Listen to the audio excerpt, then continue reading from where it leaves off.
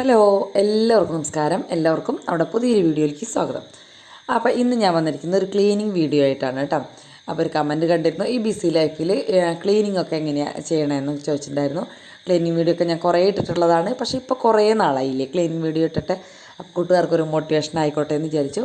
രാവിലെ ഇപ്പോൾ അധികം ജോലികൾ അങ്ങോട്ട് ചെയ്യാൻ പറ്റണില്ല എന്നല്ല, എല്ലാവരും പോകുമ്പോൾ അവരുടെയൊക്കെ പിന്നാലെ നിൽക്കണം.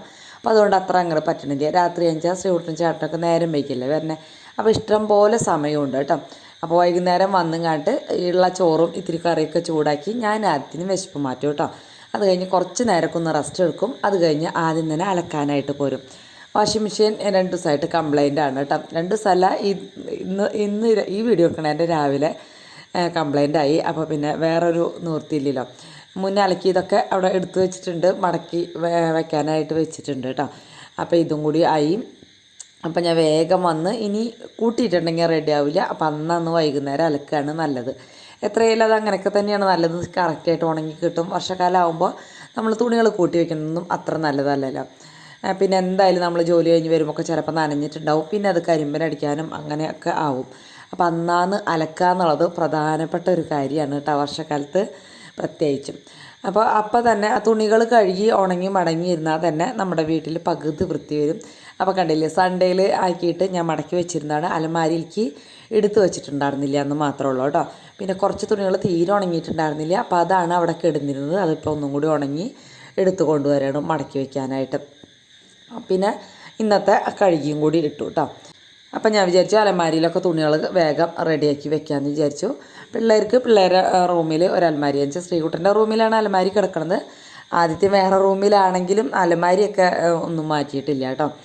അപ്പം ഞാൻ വിചാരിച്ചു അതൊക്കെ വേഗം എടുത്ത് അതൊന്നും മടക്കി വെച്ച് ഒതുക്കി. അപ്പോൾ ജോലിക്ക് പോകുമ്പോഴായാലും സ്കൂളിൽ പോകുമ്പോഴായാലും അതാത് സ്ഥലത്ത് നിന്ന് അങ്ങോട്ട് എടുത്ത് വയ്ക്കുമല്ലോ. പിന്നെ ആദ്യത്തിൻ്റെ യൂണിഫോം ഞാൻ ആ മേശാമ്മ തന്നെ വയ്ക്കുള്ളൂ.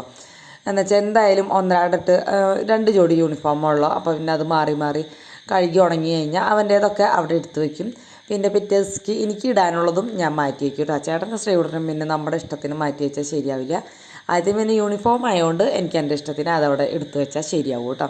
പിന്നെ എൻ്റെയും ഞാൻ തലേദിവസം തന്നെ തീരുമാനിക്കും ഇന്ന ഡ്രസ്സാണ് നാളെ ഇടേണ്ടതെന്ന്. അതിൻ്റെ ഇന്നറുകളും കാര്യങ്ങളും ഒക്കെ സെറ്റാക്കി ആ മേശപ്പുറത്ത് തന്നെ വയ്ക്കും. അപ്പോൾ രാവിലെ എടുത്തുകൊണ്ട് പോവല്ലേ വേണ്ട. ഈ ഒരു സമയത്തെ ശബ്ദം ഞാൻ ഇട്ടതായിരുന്നു കേട്ടോ. പക്ഷേ ഫാൻ അവിടുത്തെ വാൾ ഫാനായിരുന്നു, ടേബിൾ ഫാനല്ല വാൾ ഫാനായിരുന്നു. അപ്പം അതിനനുസരിച്ച് ഭയങ്കര ശബ്ദമാണ്. അപ്പോൾ പിന്നെ ഭയങ്കര അസ്വസ്ഥതയായിരിക്കും ഹെഡ്സെറ്റൊക്കെ വെച്ച് കാണുന്നവർക്കൊക്കെ. അപ്പോൾ അത് കാരണം അപ്പോൾ ആദ്യത്തിന് വിളിച്ച് ഞാൻ 2-3 ട്രിപ്പ് തുണി ഇറക്കേണ്ടി വന്നു എൻ്റെ ചേട്ടൻ്റെയും. അപ്പോൾ അതൊക്കെ എടുത്ത് വെച്ച് കട്ടിലുമ്പോൾ വെച്ചാൽ മതി, ബാക്കി അലമാരിക്ക് ഞാൻ വെച്ചോളാം എന്ന് പറഞ്ഞു. അപ്പോൾ അലമാരിക്ക് വെച്ചാൽ എന്തായാലും കൃത്യ സ്ഥലത്തൊന്നും വെക്കാൻ പറ്റില്ലല്ലോ. അപ്പോൾ അങ്ങനെ ആ ഒരു പണി കഴിഞ്ഞ് പിന്നെ ഞാൻ വിചാരിച്ചു ഒന്ന് അടിച്ചു വാരി തുടയ്ക്കാം. താഴത്തെ ഭാഗം മാത്രം കേട്ടോ, എല്ലായിടത്തും അടിച്ചു വാരി തുടയ്ക്കണില്ല. താഴത്തെ എൻ്റെ റൂമും പിന്നെ ഹാളും ഈ ഫ്രണ്ടിലത്തെ വീട് കേട്ടോ. അപ്പോൾ നമ്മുടെ കണ്ടപ്പൻ അവിടെയൊക്കെ എടുക്കുന്നുണ്ടായിരുന്നു. അവനോട് എനിക്കാൻ പറഞ്ഞിട്ട് മനസ്സിലായില്ല, വെള്ളം വീണപ്പോഴാണ് എനിക്ക് പോയത്. പിന്നെ കണ്ടപ്പനെ വിളിച്ചുല്ലോ ഞാൻ. അപ്പോൾ ആ പൂച്ചയുടെ വിചാരം എന്തോ കഴിക്കാനായിട്ട് കൊടുത്തിട്ടുണ്ട്. അപ്പോൾ അത് കഴിക്കാൻ ഓടി വന്നതാണ് കേട്ടോ അവൾ. പക്ഷേ വഴിക്ക് അങ്ങനെ പറഞ്ഞയച്ചു. പിന്നെ ഞാനിവിടെ ഒന്ന് അടിച്ചു കഴുകാണ്. മഴയാകുമ്പോൾ ഇവിടെ നല്ല അഴുക്ക് വരും. ചവിട്ടിക്കൂട്ടിയും പിന്നെ ഈ കോട്ടും സാധനങ്ങളൊക്കെ കൊണ്ടിട്ടും ഒക്കെ ഇങ്ങനെ ഈ ഇറയത്ത് ഭയങ്കരമായിട്ട് അഴുക്ക് വരും കേട്ടോ. അപ്പോൾ അതൊന്നും ഞാൻ രാവിലെ അടിച്ച് കഴുകിയിട്ടിട്ടുണ്ടെങ്കിൽ എല്ലാവരും ജോലിക്ക് പോകില്ല, അങ്ങോട്ടും ഇങ്ങോട്ടും കയറലൊക്കെ അല്ലേ, എന്തായാലും വഴുക്കലൊക്കെ വരും, ഭയങ്കര ബുദ്ധിമുട്ടാണ്. പിന്നെ ഞാൻ ഭയങ്കര നേരത്തെ എഴുന്നേറ്റ് കഴുകിയൊക്കെ ഇടണം. അതെന്തായാലും നടക്കണ കാര്യമല്ല. നമ്മൾ നേരം വൈകി കിടന്നിട്ട് പിന്നെ നേരത്തെ എനിക്കുക എന്ന് പറയുന്നത് അത്ര നമ്മുടെ ആരോഗ്യം അത്രയും മോശമാവും. അപ്പോൾ അത് കാരണം ആ ഒരു പണി വേണ്ടാന്ന് വെച്ചു.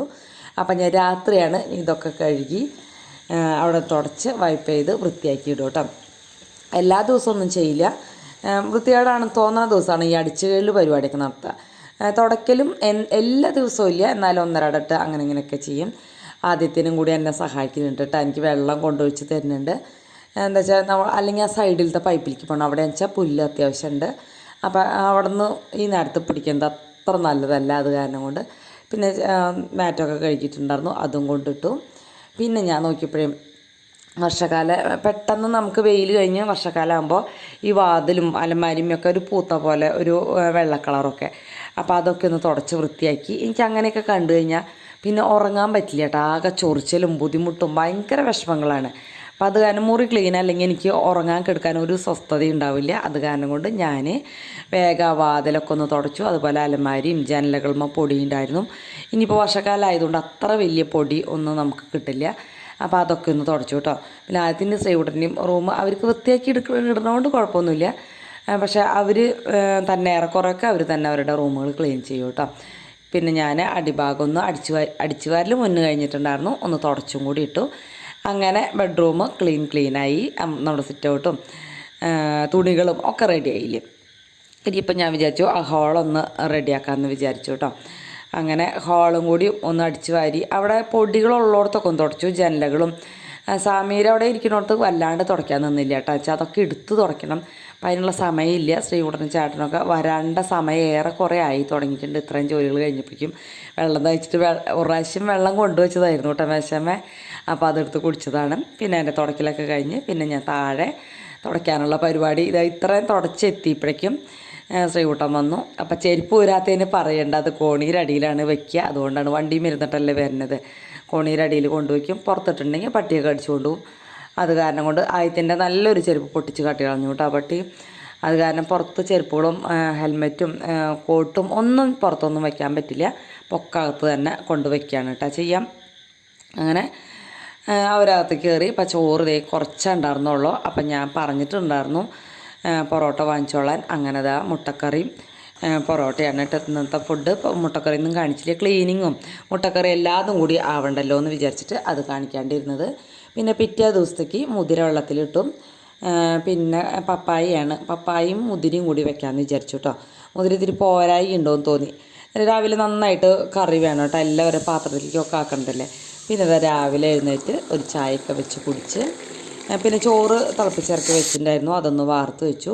പിന്നെ ഈ പപ്പായയും മുതിരയും കൂടി ഞാൻ കുക്കറിൽ ഇട്ടിട്ടുണ്ടായിരുന്നു കേട്ടോ. അത് വെന്ത് കിട്ടി. പിന്നെ വേഗം ഇത്തിരി വെളിച്ചെണ്ണ ഒഴിച്ച് ചുവന്നുള്ളിയും വെളുത്തുള്ളിയും ഇത്തിരി കറിവേപ്പിലയും വറ്റൽമുളക് ഉണ്ടെങ്കിൽ അതാണ് ഇട്ടേണ്ടത്. വറ്റൽമുളക് മഞ്ഞപ്പൊടിയൊക്കെ ഇട്ട് നന്നായിട്ടൊന്ന് മൂപ്പിച്ച് പിന്നെ നമ്മുടെ മുതിരയും പപ്പായയും വേവിച്ച് വെച്ചത്.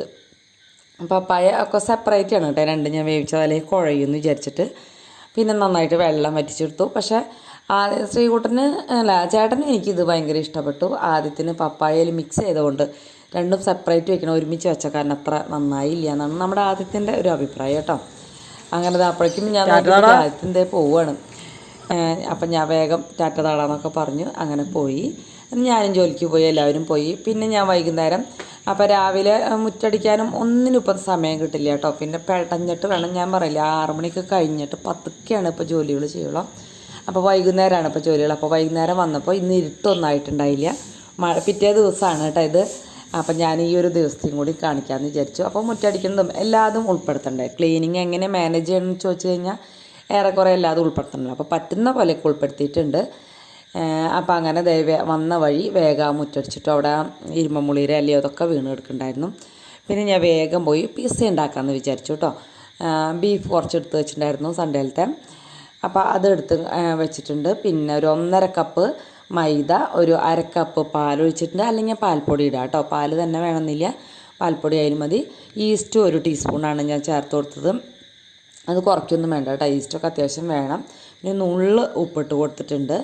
പിന്നെ അതിലേക്ക് ബട്ടറാണ് വേണ്ടത്. എൻ്റെ കയ്യിൽ ബട്ടർ ഇല്ലാത്തതുകൊണ്ട് ഞാൻ നെയ്യ് ഇട്ട് അഡ്ജസ്റ്റ് ചെയ്തു. അങ്ങനെ 1 ടീസ്പൂണും പഞ്ചസാരയും കൂടി ഇട്ടു കേട്ടോ. എന്നിട്ട് നന്നായിട്ട് കുഴച്ച് മാറ്റി വയ്ക്കുക. ഒരു 2 മണിക്കൂറൊക്കെ വേണം. അപ്പോൾ ഈ ഒരു ദിവസത്തെ അലക്കും കാര്യങ്ങളും തുടക്കലടിക്കലൊന്നും ഞാൻ ഇന്ന് കാണിക്കണില്ല. എല്ലാ ദിവസത്തെയും കാണിക്കേണ്ട ആവശ്യമില്ലല്ലോ.